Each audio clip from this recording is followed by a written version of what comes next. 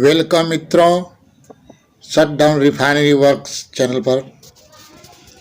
मित्रों, इंटरव्यू में चाहे किसी का भी इंटरव्यू हो, चाहे जनरल फिटर हो, मैकेनिकल टेक्नीशियन हो या फिर इलेक्ट्रीशियन हो या कोई सुपरवाइज़र हो, यहाँ तक कि सिविल के टेक्नीशियन सुपरवाइज़र से भी सेफ्टी से रिलेटेड एक आध क्वेश्चन तो पक्का ही पूछा जाता है। मित्रों, सेफ्टी से रिलेटेड तो सैकड़ों क्वेश्चंस है, परंतु आजकल कन्फाइन स्पेस का बड़ा बोलबाला है। क्लाइंट के द्वारा आजकल इंटरव्यू में अक्सरहा पूछा जा रहा है, कन्फाइन स्पेस में आप काम किए हैं? यदि आपका आंसर यस सर बोलते हैं तो क्लाइंट का अगला क्वेश्चन होता है, कन्फाइन स्पेस क्या है? How many types of confine space? Which hazard commonly associated with confine space? अर्थात कन्फाइन स्पेस में कौन कौन हजार्ड्स हो सकते हैं? What are hazards in confined space? How are hazards controlled in confined space? Confined space के खतरों को कैसे कंट्रोल किया जाता है? What should be done when preparing to enter a confined space? Confined space में इंटर करने के पहले क्या क्या तैयारियां करनी पड़ती है? मित्रों, इस प्रकार के क्वेश्चंस आपसे पूछे जा सकते हैं, तो चले मित्रों बारी बारी से इन क्वेश्चंस के आंसर्स को देखते हैं। मित्रों, आपसे निवेदन है कि यह वीडियो थोड़ा लंबा है, इसलिए धैर्य बनाकर अध्ययन करें, क्योंकि आप देखेंगे तो पता चलेगा कि छोटे छोटे 2-4 वीडियो देखने पर ज़्यादा समय लग जाता है और सिलसिलेवार जानकारी भी नहीं मिलती है। इस वीडियो में आपको कन्फाइन स्पेस से संबंधित लगभग सारे क्वेश्चंस का जवाब सिलसिलेवार मिल जाएगा, जिसको आप आसानी से बहुत दिनों तक दिमाग में रख सकते हैं। तो चलें मित्रों, वीडियो स्टार्ट करते हैं और पहला क्वेश्चन लेते हैं, व्हाट इज कन्फाइन स्पेस? अर्थात कन्फाइन स्पेस क्या है? तो मित्रों, occupational safety and health administration, जिसका शॉर्ट फॉर्म OSHA ओशा होता है, यह एक यूएस की एजेंसी है जो मजदूरों के सेफ्टी के लिए बनाई गई है। इसके अनुसार कन्फाइन स्पेस का परिभाषा इस प्रकार है। मित्रों, जिस जगह में प्रवेश और निकास द्वार लिमिटेड अर्थात सीमित हो, साथ ही वह जगह मानव के लगातार रहने के लिए उपयुक्त न हो तथा प्रवेश करने के बाद अंदर कार्य करने का पर्याप्त जगह हो, तो ऐसे जगह या स्थान को कन्फाइंड स्पेस कहते हैं।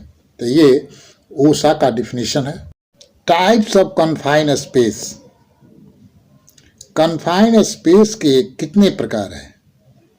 मित्रों, मुख्य रूप से कन्फाइंड स्पेस के 2 प्रकार हैं।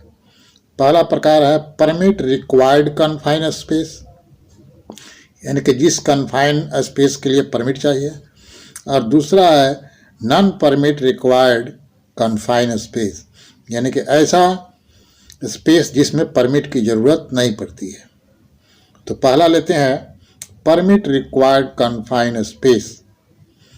यह उस स्पेस जगह के लिए होता है जहां का एटमॉस्फेयर हजार्डस हो, अर्थात जिसके एटमॉस्फेयर में CO2, CO, H2S आदि गैसेज हो।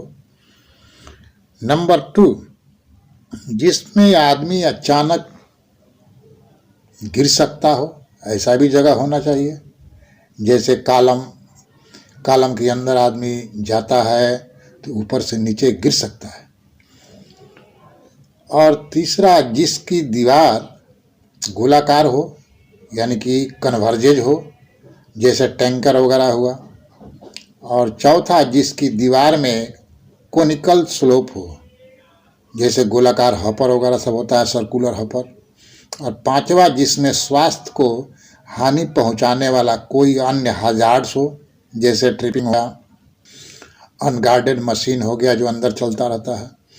तो इस प्रकार मित्रों, जिस जगह पे ये पांचों में से कोई एक रहता है तो उसको परमिट रिक्वायर्ड कन्फाइन स्पेस के अंतर्गत रखता है। इन पांचों को याद रखना चाहिए।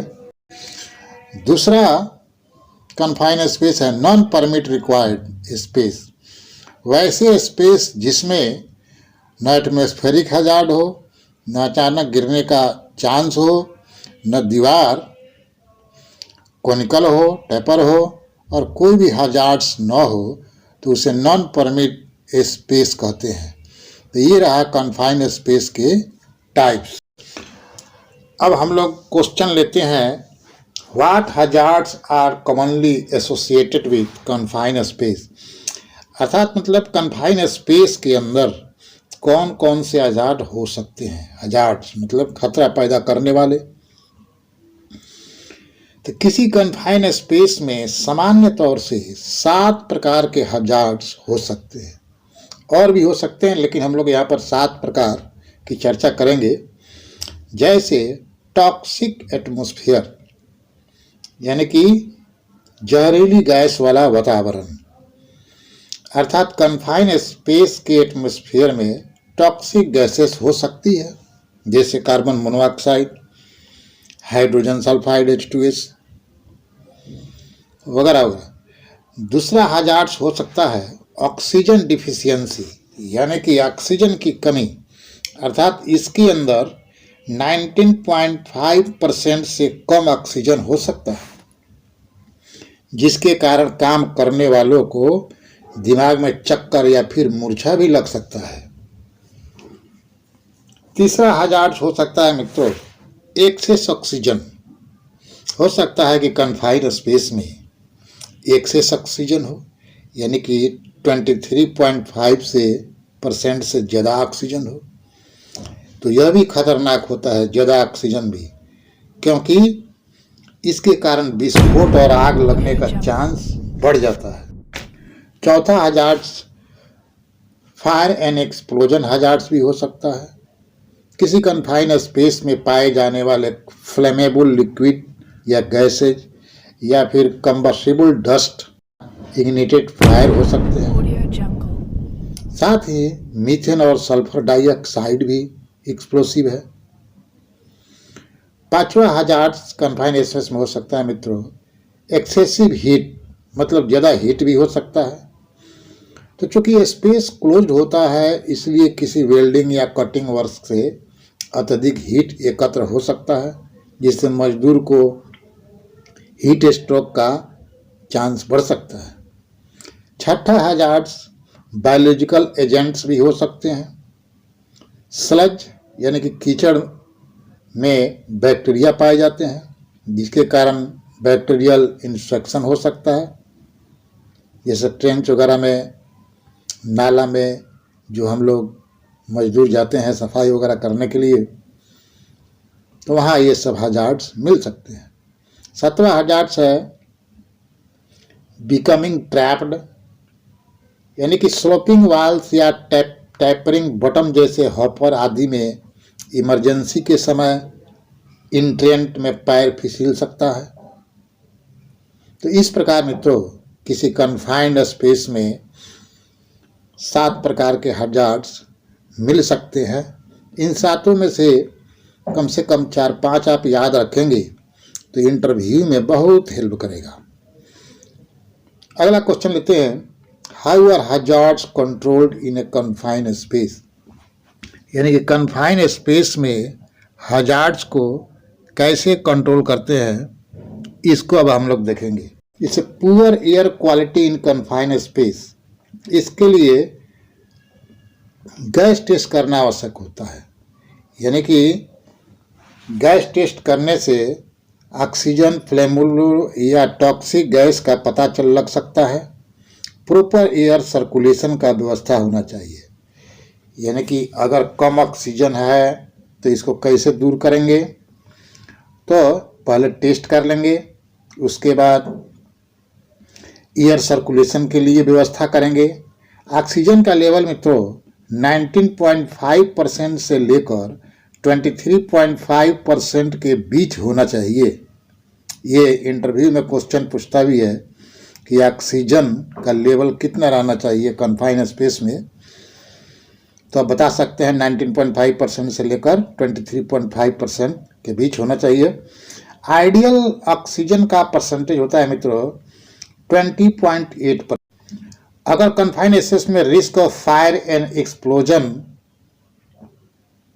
हो तो इसको कैसे कंट्रोल करेंगे, तो कन्फाइंड स्पेस में एंट्री के पहले एक ट्रेंड प्रोफेशनल व्यक्ति सभी इग्निशन सोर्स को पता करता है, जैसे ओपन फ्लेम हो, sparking of electrical equipment, combustible dust हो, ये सब को पता करके हम लोग एलिमिनेट करते हैं ताकि रिस्क ऑफ फायर से बचा जा सके। आगे बढ़ते हैं और लेते हैं अगला question, what should be done when preparing to enter a confined space. Confined space में एंट्री मारने के पहले क्या क्या तैयारियां करनी पड़ती है मित्रों, तो देख लेते हैं इसको।